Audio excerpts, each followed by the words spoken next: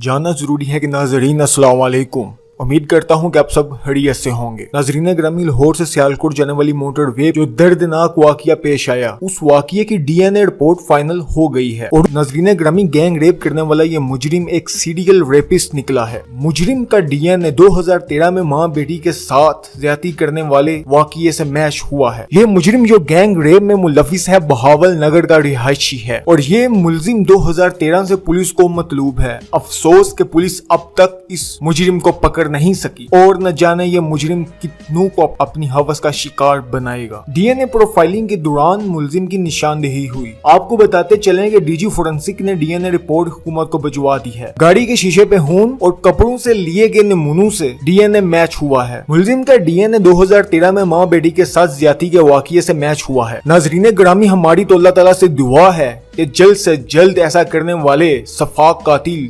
Rapist को पकड़ा जाए और उसे कड़ी से कड़ी सख्त से सख्त सजा दी जाए। उम्मीद है कि हमारे इदारे हरकत में आ चुके हैं। अल्लाह निगहबान।